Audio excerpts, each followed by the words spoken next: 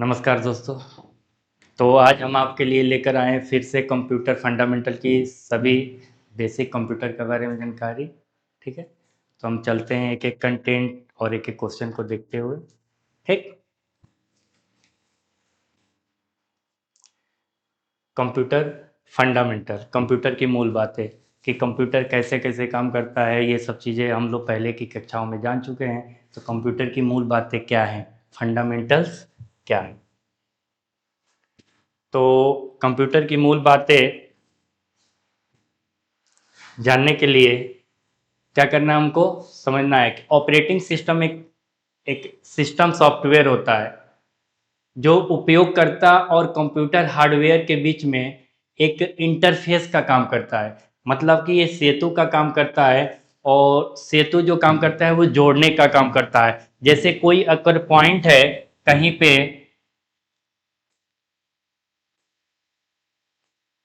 मान लीजिए कोई एक ब्रिज बना हुआ ए है और बी है, तो ए जो बी तक जाएगा उसके बीच में एक इंटरफेस वर्क करता है, और इंटरफेस का काम यही होता है जोड़ने का। ठीक है, तो an operating system is a system software that acts as an interface between the user and computer. User वह होता है जो किसी भी तरह का डेटा को इंटर कर, एंट्री ऑफ डेटा यूजर के हाथों में होता है।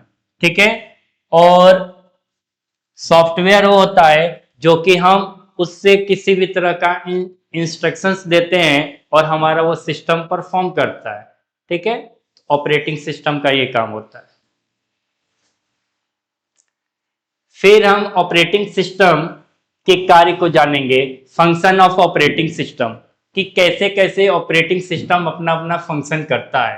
ठीक है, तो हमारा जो प्रोसेस मैनेजमेंट होता है ऑपरेटिंग सिस्टम का, ये क्या करता है, सीपीयू के प्रोसेस को मैनेज करता है। Managing the CPU process, process और सीपीयू का प्रबंधन करना, प्रबंध के कैसे कैसे काम करना है। या तो हमारा वो सीयू काम कर रहा हो या वो हमारा एएलयू काम कर रहा हो। एलयू काम कर रहा है तो भी, और सीयू काम कर रहा है तो भी।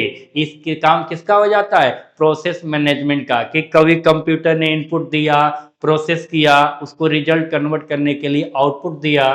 ठीक है, तो ये प्रोसेस मैनेजमेंट का काम होता है। After that memory management, memory management memory का आवंटन, कि मेमोरी को कैसे कैसे बांटा जा रहा है, कैसे कैसे एलोकेट्स किया जा रहा है। कि हम C drive, D drive, E drive या अलग अलग ड्राइव के नाम जानते हैं, उनको मेमोरी मैनेजमेंट के नाम से हम जानते हैं। फिर हमारा है file management, handles file operation, फाइलों का प्रबंधन, कि फाइल को कैसे हैंडल किया जाता है, फाइल को कैसे सेव किया जाता है, फाइल को कैसे स्टोर किया जाता है, उसी को बोला जाता है हैंडल्स फाइल ऑपरेशन। ठीक, फिर है हमारा device management, control input output device. ठीक है, जो हमारा डिवाइस है वो इनपुट और आउटपुट को कंट्रोल करता है। हमने कोई इंस्ट्रक्शंस को, प्रोग्राम को, कोड को जब भी एंट्री किया तो उसको वो क्या करता है, डिवाइस स्टोर करता है। वो स्टोरेज हमारा या तो टेम्परेरी भी हो सकता है या तो हमारा वो परमानेंट भी हो सकता है। ठीक, फिर हमारा है सिक्योरिटी, सिस्टम की सुरक्षा। हम जो भी सिस्टम यूज करते हैं, चाहे वो हमारा लैपटॉप हो, चाहे वो हमारा डेस्कटॉप हो, या कोई और सिस्टम हो, वो सब क्या करते हैं, सिस्टम की सुरक्षा करने करने के लिए protect system from unauthorized access, कि जब हम किसी भी सिस्टम में इंटरनेट को प्रोवाइड कर देते हैं, इंटरनेट सर्विस दे देते हैं, तो कहीं ना कहीं हमारा वहां पे लैक ऑफ सिक्योरिटी हो जाती है। वहां से हमारा डेटा ट्रांसमिशन ज्यादा होने लगता है, जिससे हमारी सिक्योरिटी लॉस हो सकती है।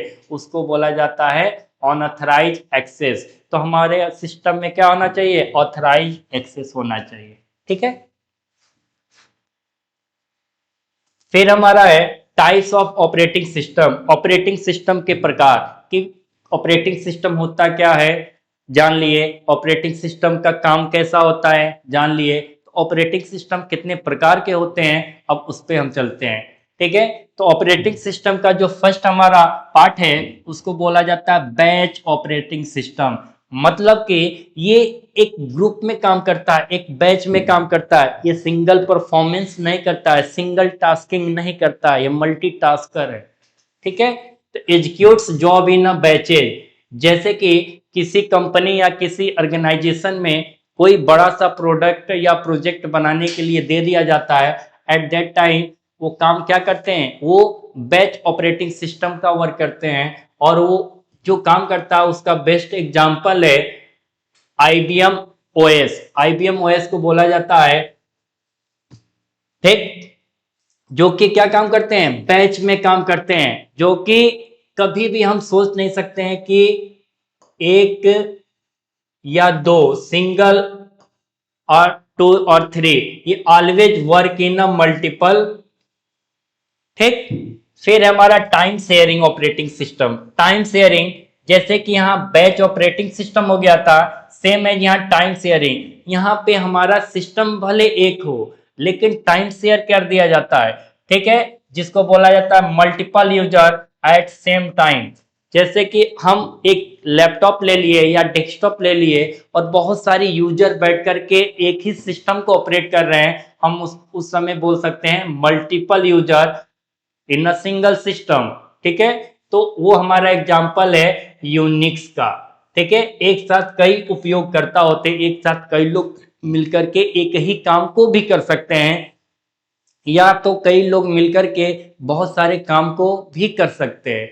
फिर है हमारा डिस्ट्रीब्यूटेड ओएस। डिस्ट्रीब्यूटेड ओएस को बोला जाता है यूजेज मल्टीपल कंप्यूटर्स। अब जो कि यहाँ पे एक इंसान था या बहुत सारे इंसान थे और एक सिस्टम को यूज कर रहे थे, अब यहाँ पे क्या हो रहा है, हमारा ये सिस्टम इंक्रीज हो जा रहा है, यहाँ सिस्टम बहुत सारे हो जा रहे हैं, बहुत सारे सिस्टम यूज किए जाएंगे, एक कंप्यूटर पे काम नहीं किया जाएगा। ठीक है, उसका एग्जाम्पल है लोकस और अमीबा। ठीक है, जो कि अनेक कंप्यूटरों पर कार्य करने की परमिशन देता है। फिर है हमारा network OS, network operating system manages network resources. ये नेटवर्क के रिसोर्स को मैनेज करता है कि हमारा कहाँ सर्वर है, कहाँ पे सर्वर है, कहाँ पे क्लाइंट है, या कहाँ से नेटवर्क हमारा ट्रांसमिट हो रहा है, कहाँ कहाँ हो रहा है, ये टोटल काम कौन करता है, नेटवर्क ऑपरेटिंग सिस्टम, जो नेटवर्क को नियंत्रण में रखता है हमेशा अपने आप में। ठीक है, कि हमारा नेटवर्क किस लाइन से, किस पाइप से, कहां से मूव कर रहा है, कौन उसका पेरेंटल है, कौन उसका चाइल्ड है। ठीक है, जिससे हमारा नेटवर्क मूव करता है। फिर हमारा है real time operating system. Real time operating system मतलब कि जो भी हम काम करते हैं वह रियल होता है, उसका कोई भी पार्ट हमारा वर्चुअल नहीं होता है, कोई भी पार्ट हमारा वर्चुअल नहीं होता है। रियल टाइम रिस्पॉन्स इंस्टेंटली, तुरंत जवाब देता है, कोई भी यूजर एंट्री किया डेटा को और तुरंत उसका with in the second process होता है, तुरंत तुरंत प्रोसेस किया जाता है और तुरंत उसका जवाब रिजल्ट में आ जाता है। और इसका एग्जाम्पल है आरटी लिनक्स। ठीक है, और आरटी लिनक्स के हेल्प से वो तुरंत प्रक्रिया देने वाला होता है, तुरंत जवाब देता है। ठीक है, चलते हैं नेक्स्ट स्लाइड की तरफ। फिर है हमारा एग्जाम्पल ऑफ ऑपरेटिंग सिस्टम कि क्या क्या है जो ऑपरेटिंग सिस्टम के उदाहरण है। ठीक है, तो उदाहरण में देखिए ये सबके सब ऑपरेटिंग सिस्टम ही है। जैसे कि विंडो, माइक्रोसॉफ्ट जो देता है हमें विंडो देता है। फिर लिनक्स ओपन सोर्स होता है, मैक ओएस ओपन सोर्स होता है, एंड्रॉयड ये लाइसेंस बेस्ड भी होते हैं, एज वेल एज कहीं कहीं ओपन सोर्स भी होता है, आईओएस एंड यूनिक्स।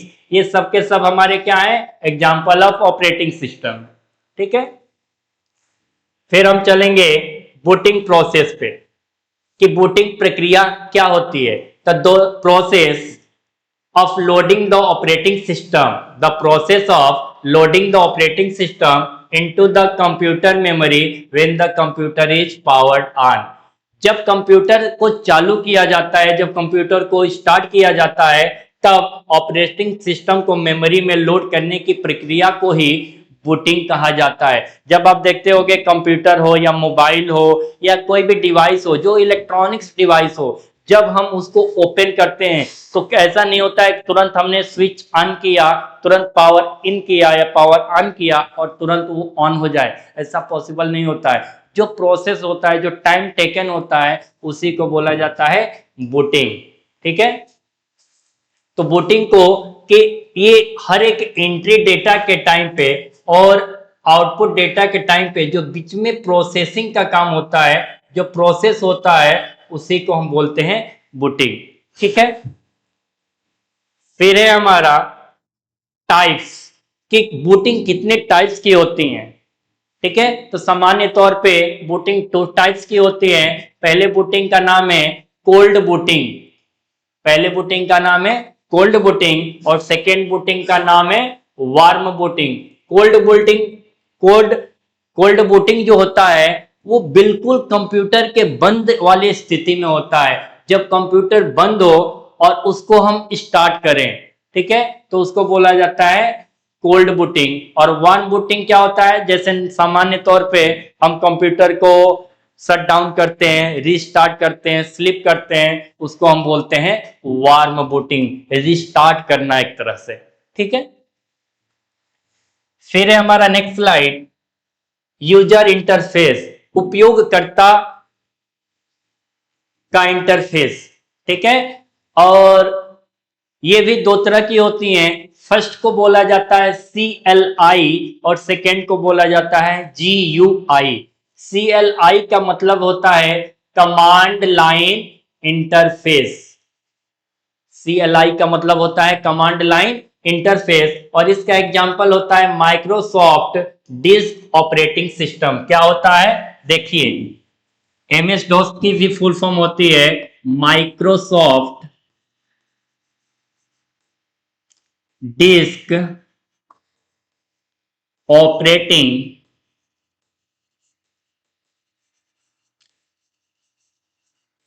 सिस्टम। ठीक है, माइक्रोसॉफ्ट डिस्क ऑपरेटिंग सिस्टम जो डिस्क को ऑपरेट करता है कि हमने कहा कौन सी ड्राइव को लोकेट किया है। आफ्टर दैट हमारा होता है GUI, ग्राफिकल यूजर इंटरफेस, और ये हमारा ग्राफिकल यूजर इंटरफेस जो होता है वो तो या तो विंडो में होता है या तो एंड्रॉयड में होता है, जो कि माइक्रोसॉफ्ट प्रोवाइड करता है। माइक्रोसॉफ्ट विंडो प्रोवाइड करता है और एंड्रॉयड जो लाइब्रेरी या डिक्शनरीज होती हैं वो एंड्रॉयड देती हैं। ठीक,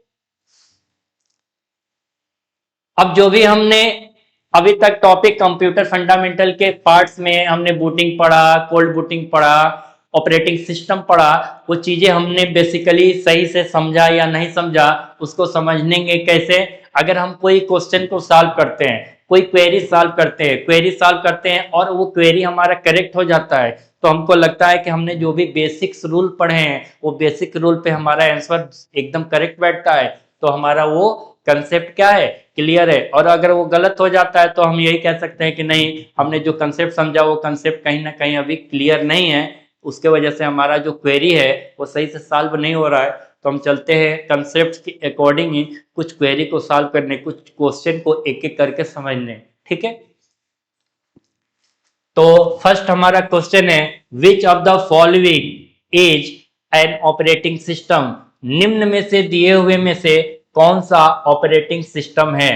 ठीक है, तो सोचने वाली बात यह है कि MS word, window, Oracle and Photoshop, इसमें से कुछ एप्लीकेशंस है, कुछ सॉफ्टवेयर है और कुछ इसमें से ऑपरेटिंग सिस्टम है। ऑपरेटिंग सिस्टम वही होता है जो ऑपरेट करने का परमिशन दे किसी भी सिस्टम को। ठीक है, जैसे अगर ह्यूमन ब्रेन को ले लिया जाए तो अगर ह्यूमन ब्रेन ना हो तो हम किसी भी काम को ऑपरेट नहीं कर पाएंगे, किसी भी काम को कर ही नहीं पाएंगे, यहां तक कि थिंकिंग भी नहीं कर सकता है कोई। तो MS वर्ड जो है ये हमारा ये टेक्स्ट एडिटर है। क्या है, टेक्स्ट एडिटर।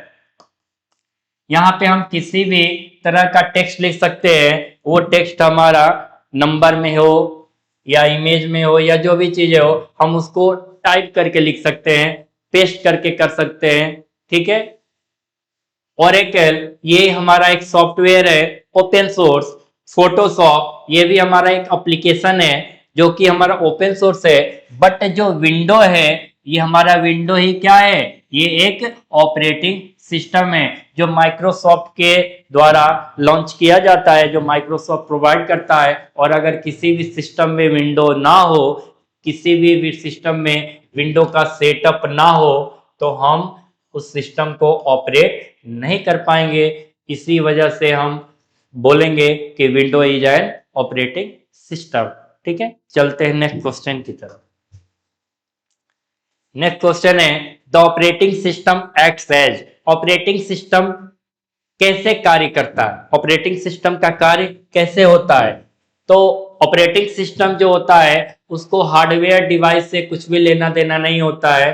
ठीक है, वो हार्डवेयर डिवाइस के हेल्प से काम तो करता है, बट उसका बहुत ज्यादा मेजर रोल वहां नहीं होता है। ऑपरेटिंग सिस्टम का कंपाइलर से, इंटरप्रेटर से, असेंबलर से भी कुछ लेना नहीं होता है। ठीक है, बहुत तरह के ट्रांसलेटर होती है, जैसे कि कंपाइलर, इंटरप्रेटर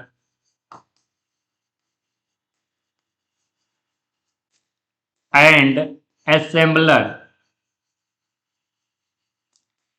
ये अलग अलग ट्रांसलेटर हैं जो बाइनरी कोड को असेंबली कोड में ह्यूमन को समझाने के लिए कन्वर्ट करती है। ये ह्यूमन के कोड को बाइनरी में कन्वर्ट करते हैं मशीन को समझाने के लिए। वो मशीन हमारा कंप्यूटर हो सकता है। ठीक, और फिर हमारा एप्लीकेशन है, इसमें जो हमारा ऑपरेटिंग सिस्टम काम करता है वो किसके हेल्प से करता है, ओनली फॉर इंटरफेस। इंटरफेस क्या करता है, जब हम किसी भी माउस से अप्लाई करते हैं किसी भी सेटअप पे, किसी भी सॉफ्टवेयर के पैकेज पे, तो वो वन आफ्टर अनदर एक पेज को, नया पेज को लोकेट करता रहता है, नया पेज ओपन करते रहता है, तो उसको हम बोलते हैं इंटरफेस। ठीक है, ये फेस के अंदर दूसरा फेस। ठीक, नेक्स्ट क्वेश्चन की तरफ चलते हैं हम। नेक्स्ट क्वेश्चन है which operating system is open source. कौन सा operating system open source operating system होता है। सबसे पहले बात, ओपन सोर्स समझने के लिए हमको ये जानना है कि दो तरह की सोर्स होती है। पहली सोर्स होती है क्लोज्ड सोर्स और सेकेंड होता है ओपन सोर्स। क्लोज सोर्स वह सोर्स होता है जहां पे हमको जो भी सेटअप सॉफ्टवेयर परचेज करना होता है वो लाइसेंस बेस्ड होती है। ठीक है, लाइसेंस बेस्ड मतलब कि अगर हम उनका सब्सक्रिप्शन लिए हैं 1 ईयर की, तो आफ्टर 1 ईयर वो क्या हो जाएंगे, फेल हो जाएंगे, उनकी वैलिडिटी खत्म हो जाएगी, तो हम उसको यूज नहीं कर पाएंगे। ठीक, और ओपन सोर्स क्या होता है, इसमें किसी भी तरह की लाइसेंस की जरूरत नहीं पड़ती है। ये किसी भी ब्राउजर के हेल्प से, चाहे वो क्रोम हो, मोजिला फायरफॉक्स हो या माइक्रोसॉफ्ट एज हो, हम उनसे क्या कर सकते हैं, ओपन सोर्स सॉफ्टवेयर को इंस्टॉल कर सकते हैं। ठीक है, और ये काम कौन करता है, ये लिनक्स के पास होता है, जबकि हमारा विंडो क्या है, क्लोज सोर्स सॉफ्टवेयर है। ठीक है, और हमारा लिनक्स जो है ओपन सोर्स है, तो इसका करेक्ट ऑप्शन होता है लिनक्स। ठीक है, और लिनक्स हमारा ओपन सोर्स ऑपरेटिंग सिस्टम है। ठीक है, नेक्स्ट क्वेश्चन की तरफ चलते हैं। नेक्स्ट क्वेश्चन है हमारा process of loading operating system into memory card.